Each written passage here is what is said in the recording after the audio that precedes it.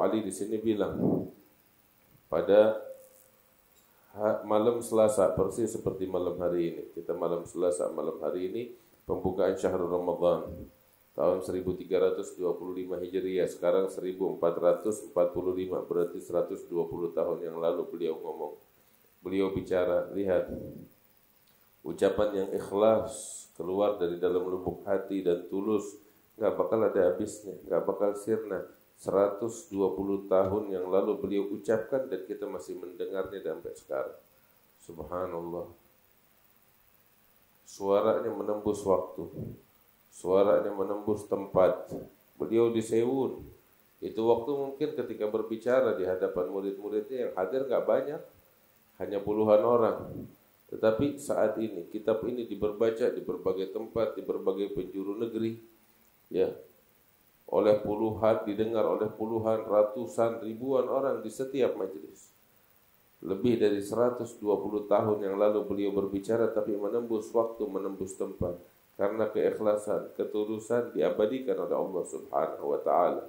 Beliau ucapkan di Masjid Riyadh setelah salat tarawih, sebelum salat witir. Beliau katakan, ikhwani, wahai saudara-saudaraku, telah datang bulan suci Ramadan, bulan yang agung. Sambutlah bulan Ramadan dengan amal-amal yang salihah. Jaga amal ibadah kalian ini dari kotoran-kotoran yang dapat merusaknya. Dan lazimi pembacaan Al-Quran, rutinkan berzikir kepada Allah, jaga diri kalian dari ghibah, dari namimah, dan mohonlah bantuan dengan kesabaran dan salat. Mudah-mudahan Allah jadikan bulan ini, yaitu bulan Ramadan, sebagai saksi yang memasukkan kita ke dalam surga, bukan saksi yang memberatkan kita sehingga memasukkan kita ke dalam neraka.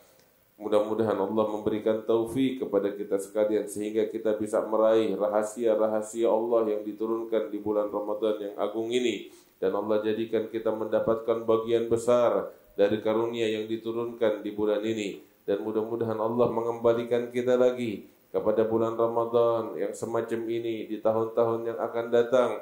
Demikian juga orang-orang yang kita cintai setiap tahun, setiap waktu dalam keadaan yang diridai oleh Allah Subhanahu wa Ta'ala.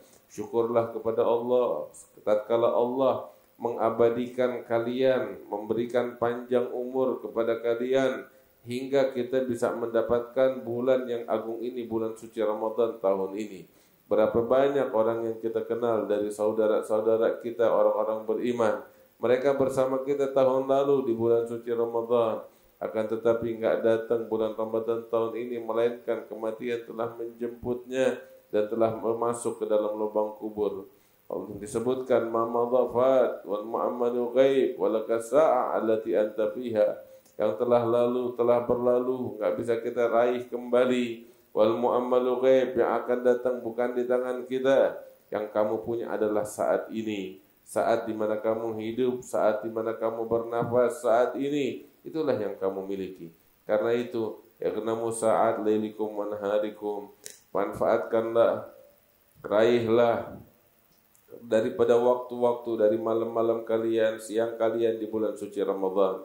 Kemudian Habib Ali bilang lagi, walamma gharabatis syams lailatul ahad fatihat Ramadan sanata 1326 wa dakhala waqtul maghrib qala radhiyallahu anhu nawaitu shawma syahr Ramadan hadhihi sanah lillahi ta'ala ya rab taqabbal ya rab taqabbal.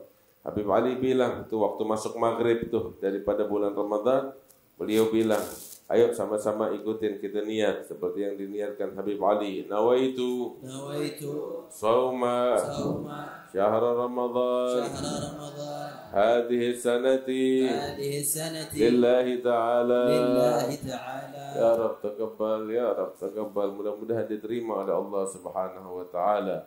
Kemudian setelah iqamahkan waktu salat maghrib, setelah salat beliau berkata, beliau berbicara di hadapan murid-muridnya. Ini bulan suci Ramadan, syaitan diikat, dibelenggu. Pintu-pintu surga dibuka. Dan Allah Subhanahu wa Ta'ala setiap malam itu membebaskan manusia-manusia yang wajib masuk neraka, dibebaskan dari api neraka. Fulan udah distempel dahulu sebagai orang neraka, tetapi masuk Ramadan dibebaskan oleh Allah, dihapus lagi itu stempel, bersih lagi, diselamatkan dari siksa api neraka, diganti stempelnya menjadi stempel orang surga. Masya Allah. Dan setiap malam orang yang dibebaskan dari api neraka semacam ini itu nggak kurang daripada 600.000 orang. 600.000 orang. Masya Allah. 600.000 orang. Kalau 10 malam bagaimana itu? Kalau 30 malam bagaimana? Dan di malam terakhir Allah membebaskan sebanyak yang telah dibebaskan dari awal malam sampai akhir malam. Masya Allah. Maka itu rugi orang yang nggak mendapatkan pembebasan dari siksa api neraka. Nggak masuk dari golongan ini nih yang dibebaskan, yang begitu banyak, dia adalah orang yang rugi dari rahmat Allah Subhanahu wa taala. Terus Habib Ali bilang, Allah yahfadna minal ghibah wan namimah, semoga Allah jaga kita dari penyakit ghibah dan namimah. Beliau bilang bahwasanya maksiat ghibah itu mudah diucapkan oleh lisan. Padahal agama telah memberikan peringatan tegas terhadap penyakit dan dosa ghibah. Ghibah itu dosanya di mata Allah lebih berat daripada 30 kali perzinaan di dalam agama Islam ini. Berzina 1 kali dosanya besar, ini 30 kali berzina. Bagaimana dosanya? Dan ambil kabar, ghibah di mata Allah lebih dahsyat daripada 30 kali perzinaan. Allah Ta'ala bilang di dalam Al-Quran, jangan kamu berghibah satu sama lain di antara kalian. Apakah kamu suka memakan daging saudaramu yang telah mati dan kalian membenci hal itu? Wal lisan kita nih udah kebiasaan dengan berghibah. Kita mengadu kepada Allah, mudah-mudahan Allah Subhanahu wa taala memberikan kekuatan untuk kita bisa menjaga anggota badan kita dari kemaksiatan. Kemudian tuh ketika tengah malam Habib Ali keluar dari rumahnya untuk sholat tarawih. Biasanya tuh Habib Ali kalau sholat tarawihnya itu tengah malam, sekitar jam 11 malam beliau mulai. Kalau kita kan di sini di mayoritas awal isya. Begitu masuk waktu isya orang adzan, kemudian langsung sholat isya berjamaah, langsung sholat tarawih. Nah kalau di Hadramut itu ya, sehingga kalau di sini kan jam 8 setengah 9 udah rapi, orang udah bubar ke rumah masing-masing. Kalau di Hadramut itu kebiasaan mereka tiap masjid itu punya jam tarawih berbeda-beda. Ada masjid yang tarawihnya di awal waktu. Awal isya jam 7, adzan sholat isya tarawih. Terus qasidah macam gini. Ada beberapa masjid mulai jam 8, ada beberapa masjid mulai jam 9, ada beberapa masjid jam 10, jam 11, jam 12, jam 1 malam, jam 2 malam sampai jam 3 malam. Begitu. Tuh yang jam 3 malam tuh yang terakhir tuh. Habis gitu sahur. Nah, begitu selesai sahur di rumah adzan subuh. Sehingga kenapa beda-beda begitu waktunya? Mereka itu memakmurkan waktu. Jadi ada orang yang pengen tarawih di awal waktu bisa.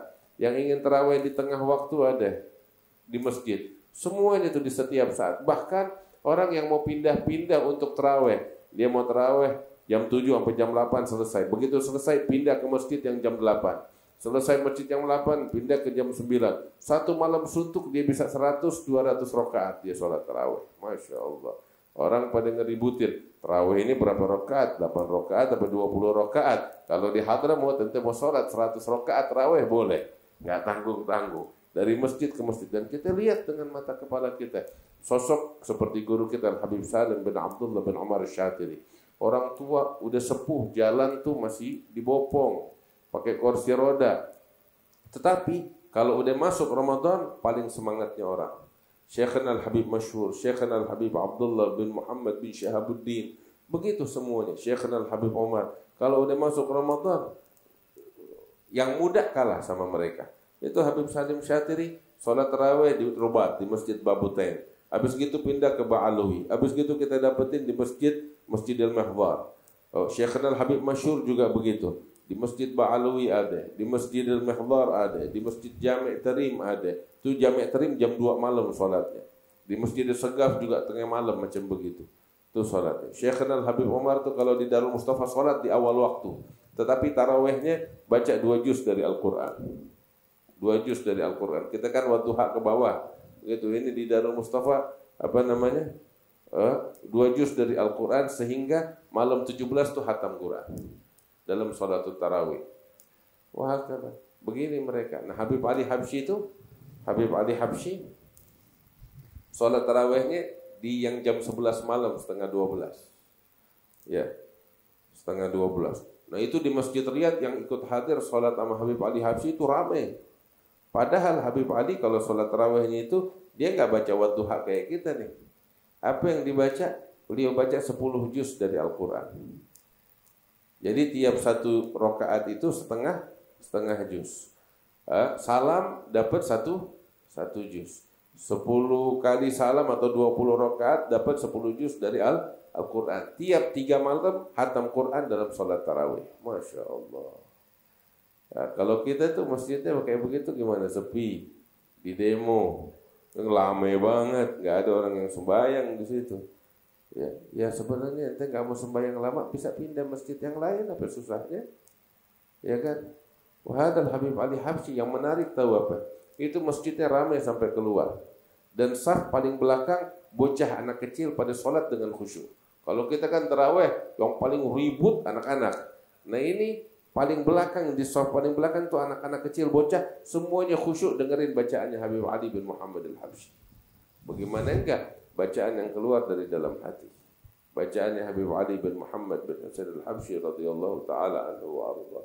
Beliau tuh di sini disebut tengah malam keluar dari rumahnya untuk ke masjid. Beliau mimpin sholat tarawih. Nah, subhanallah. 10 juz dari Al-Quran. Ada gak yang kayak begitu sekarang? Ya, masih ada. Anda kenal di beberapa tempat bahkan di Indonesia. Ya, itu ada masjid sampai sekarang. Itu di masjid itu sholat tarawih yang mau ikut boleh. Yang nggak kuat bisa ada masjid sebelahnya yang biasa sholatnya. Ini sholat tarawihnya ya tiap malam hatamin Quran. Mulai awal isya selesai menjelang sahur. Tiap malam 20 rakaatnya itu baca Al-Fatihah sampai qul a'udzu birabbin nas. Satu Al-Quran full. Di Indonesia masih ada hingga detik ini. Radhiyallahu anhum wa ardhahum. Habib Ali bilang, "Istaqbalakum syahr Ramadan, qadruhu 'azim wa madaduhu 'azim wa haqquhu 'azim. In araftum haqqa batadhurun bi madadihi wa sirrihi. Aqbilu 'ala Allah fi hadha asy-syahr al-'azim bil 'amali salihah wa qufu 'ala dzikrillah wa dzikri Rasulillah sallallahu alaihi wa alihi wasallam." Habib Ali bilang tuh, ini bulan-bulan agung, anugerahnya juga agung, haknya juga agung yang harus kita tunaikan kepada bulan suci Ramadan.